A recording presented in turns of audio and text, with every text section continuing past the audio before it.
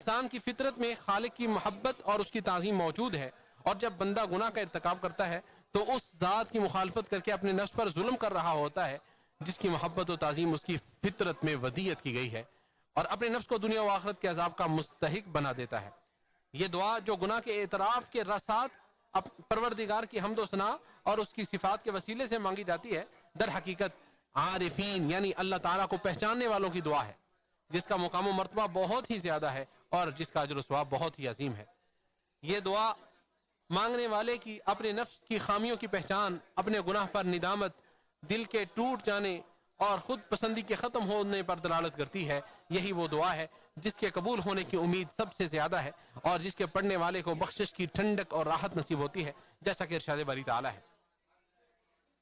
اور جو شخص کوئی برا کام کر بیٹھے یا آپ نے اپنے پر ظلم یا اپنے آپ پر ظلم کر لے، پھر اللہ سے بخشش طلب کرے تو وہ اللہ تعالیٰ بخشنے والا اور وہ اللہ تعالیٰ کو بخشنے والا اور رحم کرنے والا پائے گا۔ اور جب استغفار کے ساتھ توحید بھی شامل ہو جائے تو بندہ غنی اور سعادت مند ہو جاتا ہے، اور اس سے وہ تمام چیزیں دور ہو جاتی ہیں جو اسے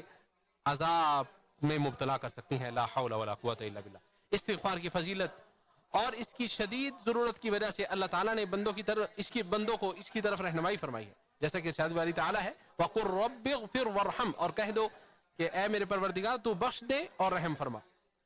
اس کی وجہ یہ ہے کہ بندہ جو بھی عبادت انجام دیتا ہے اس کے قبول ہونے کی امید رکھتا ہے، مگر ساتھ ہی اسے اپنی تقصیر کا اور اپنی کوتاہی کا اندیشہ بھی رہتا ہے کہ شاید وہ اسے کما حقہ ادا نہ کر پایا ہو،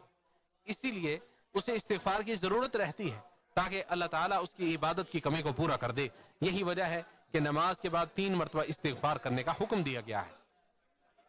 ابن قیم رحمہ اللہ فرماتے ہیں اہل عزم و استقلال اور بصیرت رکھنے والے لوگ عبادت کے بعد سب سے زیادہ استغفار کرتے ہیں، کیونکہ وہ اپنی عبادت میں کمی اور اللہ تعالیٰ کے حق کو اس کے جلال اور عظمت کے مطابق ادا نہ کر پانے کا احساس رکھتے ہیں۔ اسی طرح بندہ کسی نہ کسی گناہ میں مبتلا ہوتا رہتا ہے جس کے انجام سے وہ ڈرتا ہے، اس لیے اسے استغفار کی ضرورت رہتی ہے تاکہ اللہ تعالیٰ اس کے گناہ کے اثرات کو مٹا دے اور انہیں چھپا لے۔ بس استغفار اے اللہ کے بندو دل میں گناہ پر ندامت اور اپنے پروردگار کے حق میں کمی کے اعتراف کا اظہار ہے۔ جو شخص اللہ تعالیٰ کی مغفرت اور رحمت کی صفات پر غور کرے گا وہ دیکھے گا کہ یہ دونوں صفات قرآن مجید میں 70 سے زائد آیات میں وارد ہوئی ہیں، اور اکثر رحمت کا ذکر مغفرت کے بعد کیا گیا ہے۔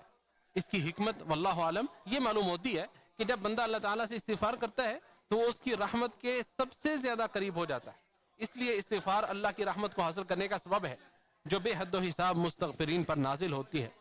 اور ان کے گناہوں کو چھپا لیتی ہے، ان سے درگزر کرتی ہے، ان پر عذاب کو روک لیتی ہے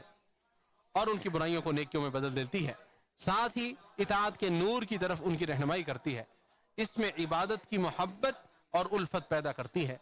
اور گناہوں سے نفرت اور ان سے دور رہنے کا جذبہ پیدا کرتی ہے۔ اور یہی مطلب اس آیت کا ہے جس میں جیسا کہ اللہ تعالیٰ نے ارشاد فرمایا ہے اور ہم نے قوم سمود کی طرف ان کے بھائی صالح کو یہ پیغام دے کر بھیجا کہ اللہ کی عبادت کرو، تو اسی وقت وہ 2 فریق بن کر جھگڑنے لگے۔ صالح نے کہا ہے میری قوم کے لوگوں تم نیکی سے پہلے برائی کی طرف کیوں جلدی کرتے ہو، اللہ سے مغفرت کیوں نہیں طلب کرتے ہو تاکہ اللہ تعالیٰ تم پر رحم فرمائے۔ اللہ ہمیں اور آپ کو اپنی کتاب کی ہدایت سے نفع پہنچائے۔ میں اپنی بات یہیں ختم کرتا ہوں اور اللہ تعالیٰ سے اپنے لیے اور آپ سب کے لیے مغفرت طلب کرتا ہوں۔